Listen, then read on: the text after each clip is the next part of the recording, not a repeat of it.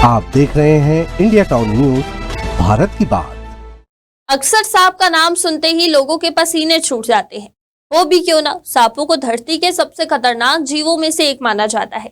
लेकिन छत्तीसगढ़ में एक ऐसा शख्स है जिसे जहरीले सांपों से डर तो दूर, मिनटों में इन्हें काबू में कर लेता है। इतना ही नहीं, 29 साल के टिंकू शुक्ला ने अब तक 5000 से ज्यादा जहरीले सांपों को पकड़ा है। चलिए जानते हैं क्या है टिंकू शुक्ला की कहानी।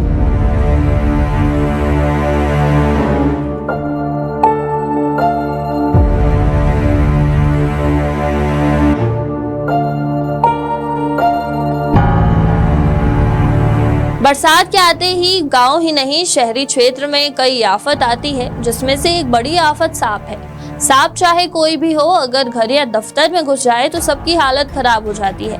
लेकिन ऐसी विपरीत स्थिति में जांजगीर चांपा के रहवासियों को एक ही नाम याद आता है, जो है टिंकू शुक्ला। टिंकू शुक्ला को जांजगीर के लोग दिन हो या रात हर वक्त सांप को पकड़ने के लिए याद करते हैं। टिंकू शुक्ला एक लोहे का स्टिक लेकर निकल पड़ते हैं जहरीले से जहरीले सांप की रेस्क्यू करने, वो भी निःशुल्क। जांजगीर चांपा में स्नैकमैन के नाम से प्रसिद्ध टिंकू शुक्ला ने नगर ही नहीं, अंचल में भी अपनी खास पहचान बना ली है। दिन हो या रात, अगर कोई अपने घर में सांप घुसने की सूचना देते हैं तो टिंकू शुक्ला अपनी गाड़ी और एक स्टिक लेकर सांप के रेस्क्यू के लिए पहुंच जाते हैं। टिंकू शुक्ला बताते हैं कि वो रोजाना 5 से 7 सांपों का रेस्क्यू कर लेते हैं।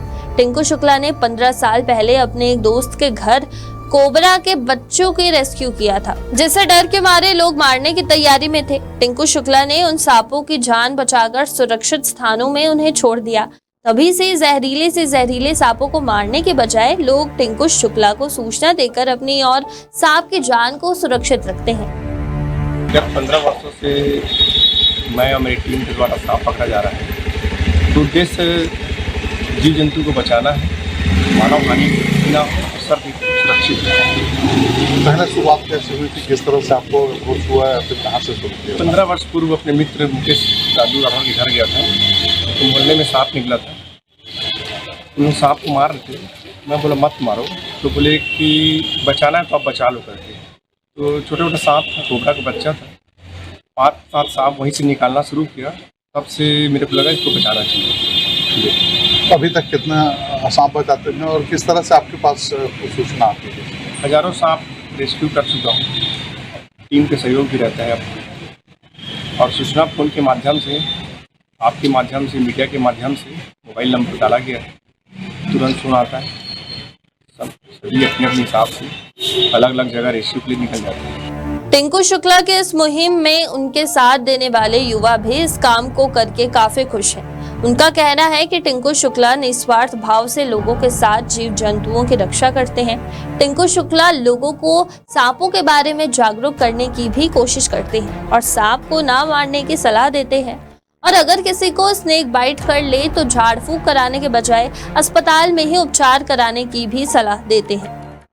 या बचपन से पकड़ रहे हैं, हम उनको देखते आ रहे हैं, और सांप ही नहीं और भी किसी भी प्रकार के जीव जंतु के प्रति उनका निस्वार्थ भाव रहता है और समाज सेवी भी है, और उनसे हम इंस्पायर रहते हैं। उनके साथ रह कर हमको भी अच्छा लगता है कि हम किसी के काम आ जाते हैं। हाँ, रही बात सांप की, तो उसे मारना नहीं चाहिए, वो भी हमारे बीच के ही है, प्रकृति का एक वो भी अभिन्न अंग है, जिसे हमको नष्ट नहीं करना चाहिए। हाँ जी, डर लगता है, लेकिन उसके बचाव के भी बहुत सारे तरीके हैं।